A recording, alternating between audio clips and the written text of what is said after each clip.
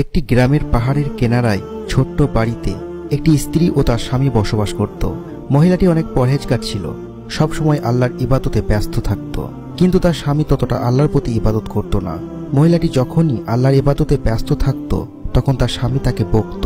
তাদের আর্থিক অবস্থা খুবই খারাপ ছিল এবং স্বামীও বেশি রোজগার করতে পারত না, সেই জন্যই স্ত্রীকে বকত এবং আল্লাহর শুকরিয়া আদায় করত না।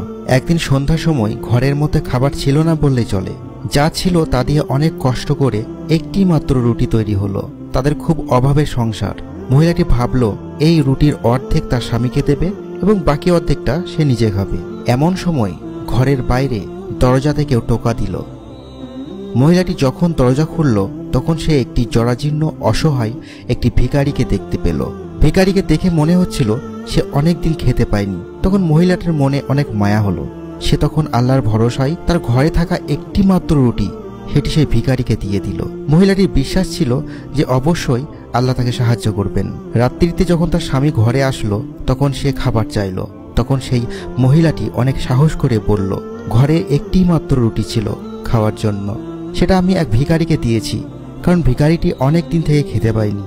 আমি আল্লাহর প্রতি ভরসায় তাকে খাবার দিয়েছি, এই কারণেই দিয়েছি যে অবশ্যই আল্লাহ আমাকে সাহায্য করবেন।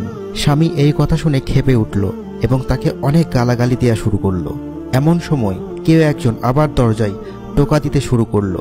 স্বামী যখন দরজা খুলল তখন সে দেখল একটি বুজুর্গ ব্যক্তি হাতে অনেকগুলো রুটি নিয়ে দাঁড়িয়ে আছে এবং বলল, এখানে 18টি রুটি আছে, এগুলো সব তোমাদের। গরিবদের খাওয়ানোর উদ্দেশ্যে রুটিগুলো বিতরণ করা হয়েছে, এই নাও তোমাদের ভাগে 18টি রুটি।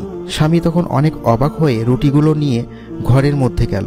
যখন সেই মহিলা রুটিগুলো দেখল তখন সে সঙ্গে সঙ্গে বলল, এর মধ্যে 2টো রুটি কম আছে। এটা শুনে স্বামী তখন আরো অবাক হয়ে গেল এবং তাকে কিছু জিজ্ঞেস না করে বাইরে এসে সেই বুজুর্গ ব্যক্তিকে জিজ্ঞেস করলো, এর মধ্যে 2টো রুটি কম কেন?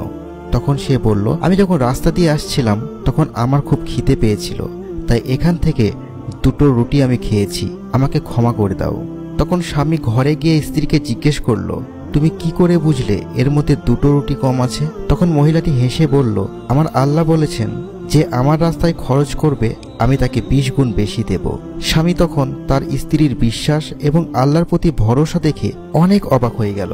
তখন সে অনেক কান্নাকাটি করে আল্লাহর কাছে তার গুনাহের মাপ চাইতে লাগলো এবং সে তার নিজের ভুল বুঝতে পারলো। আল্লাহর প্রতি বিশ্বাস, তার উপর ভরসা এবং সামান্য ধৈর্য, এই জিনিসগুলো আমাদের থাকলে আমরা অবশ্যই দুনিয়া এবং আখিরাতে সফল হব। আল্লাহ আমাদের সবার মনের অবস্থা জানেন, আমরা কি চাই না চাই, আমরা কোন অবস্থায় আছি, সবকিছুই তিনি জানেন।